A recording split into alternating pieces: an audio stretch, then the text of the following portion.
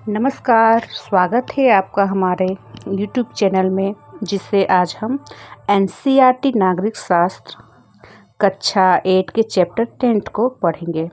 और इस चैप्टर पे आज हमारा सेकंड वीडियो है जिसका नाम है कानून और सामाजिक न्याय।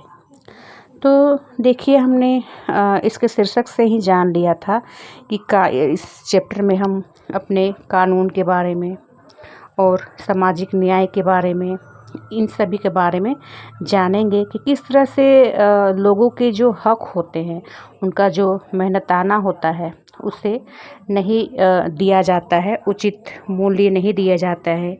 किस तरह से बाल मजदूरी होती है और उस पर क्या क्या कानून बनाए गए हैं। तो ये हमने अपने फर्स्ट वीडियो में फर्स्ट पार्ट में जाना था।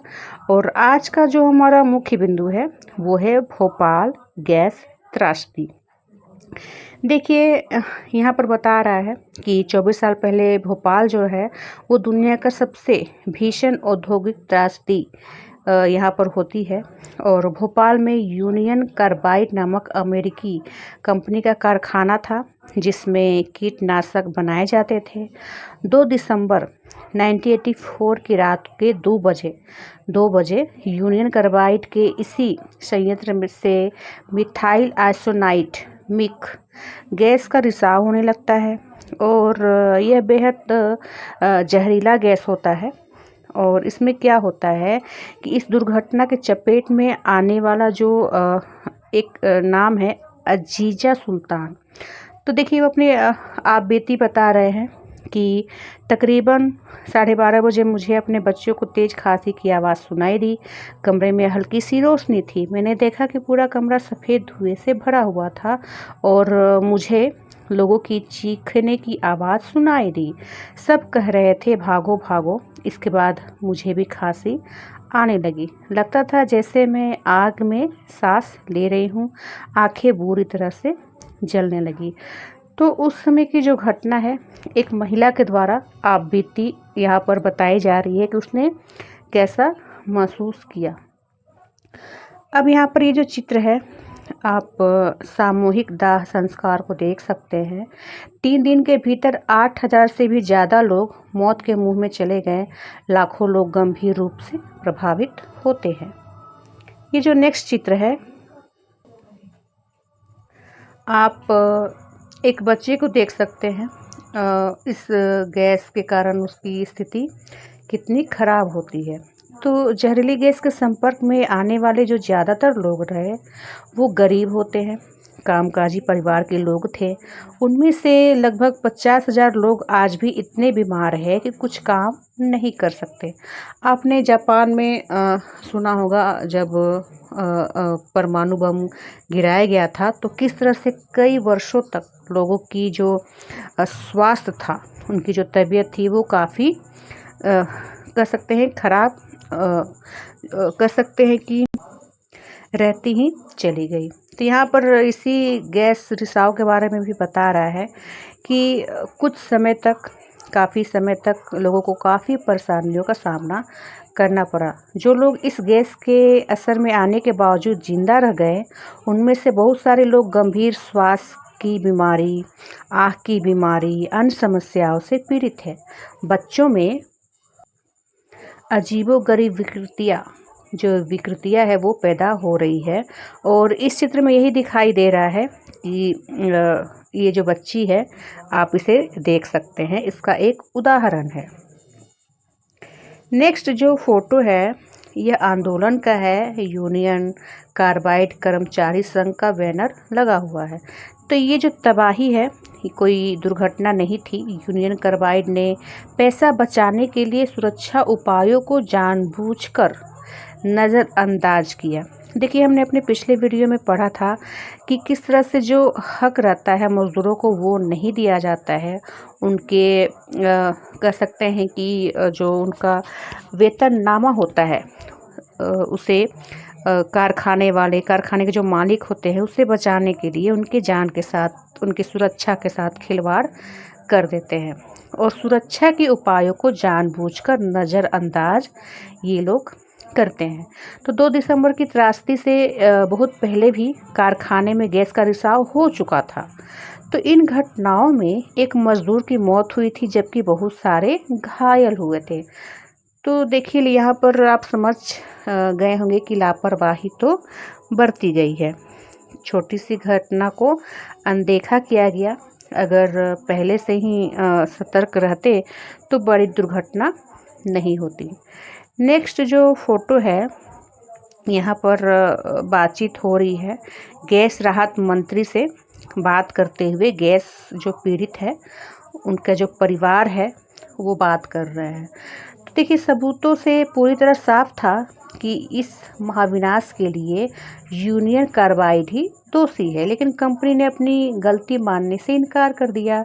तो इसके बाद शुरू हुई कानूनी लड़ाई में पीड़ितों की ओर से सरकार ने,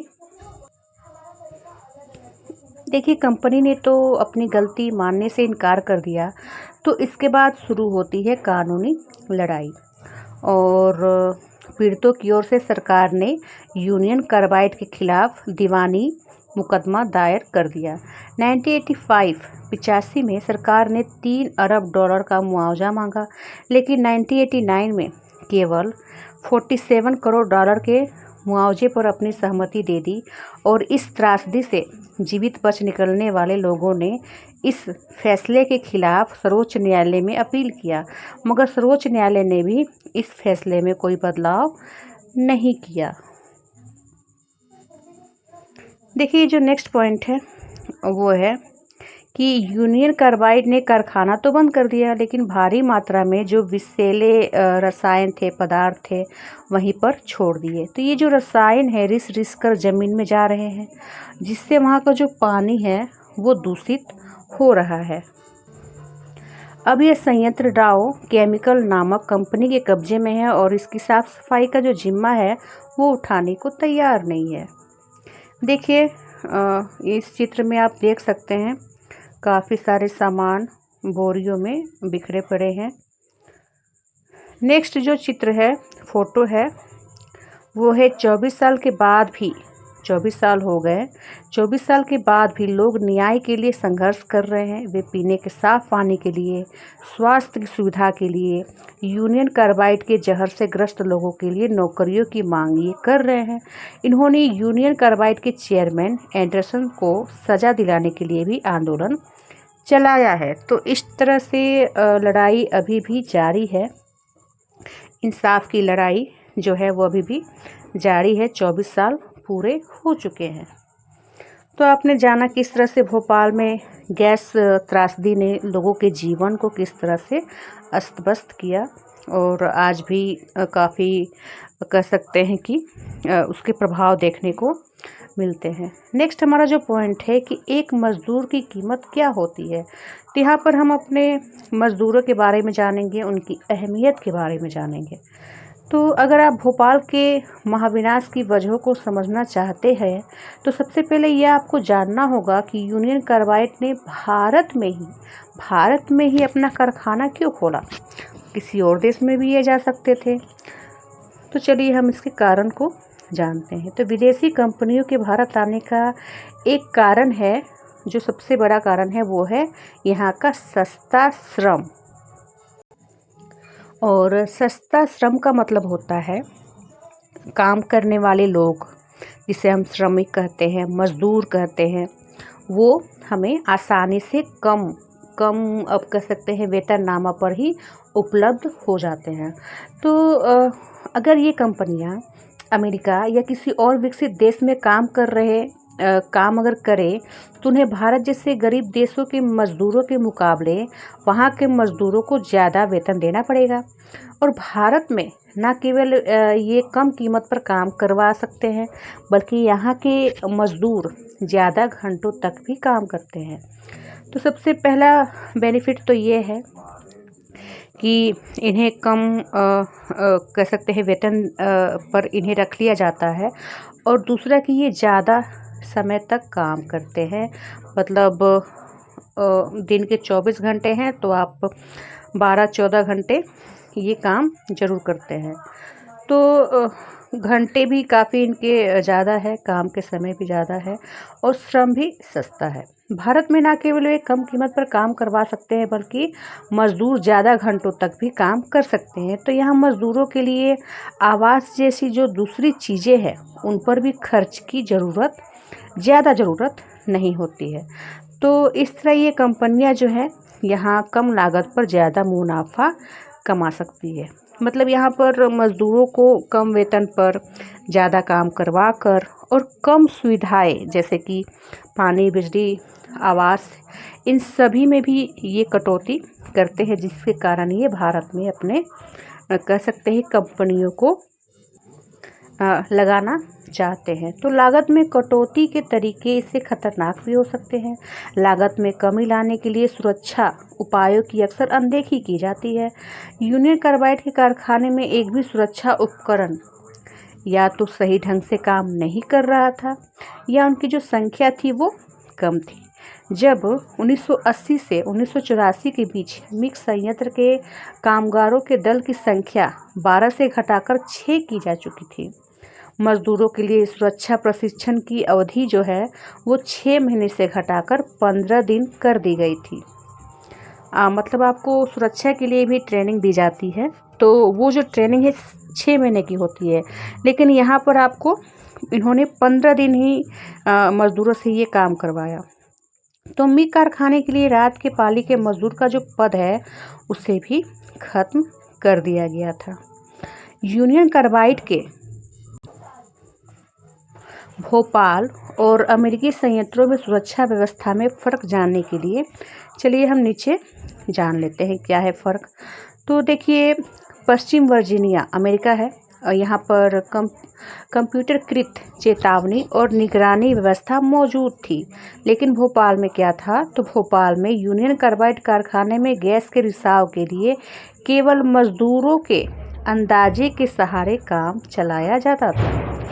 पश्चिम वर्जीनिया में खतरा पैदा होने पर लोगों को सुरक्षित स्थानों पर ले जाने की व्यवस्था थी, जबकि भोपाल में ऐसा कुछ नहीं था। तो आप दोनों के अंतर को समझ गए होंगे, काफ़ी बड़ा अंतर है।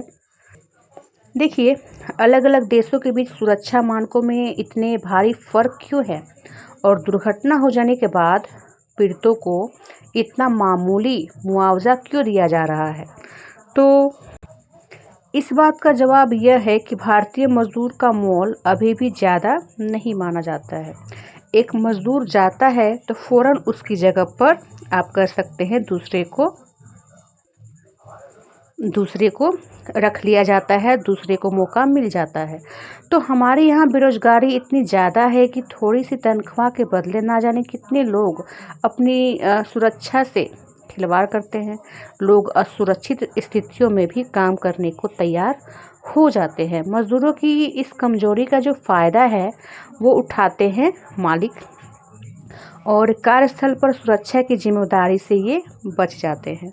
तो इस तरह भोपाल गैस त्रासदी के इतने साल के बाद भी मालिकों के बर्बर रवैये के कारण निर्माण स्थल, खदान, कारखाने, इनकी दुर्घटना की खबरें हर रोज़ आती रहती है। हमारा नेक्स्ट पॉइंट है सुरक्षा कानूनों का क्रियान्वयन, और इसे हम अपने थर्ड वीडियो में पढ़ेंगे। तब तक के लिए धन्यवाद।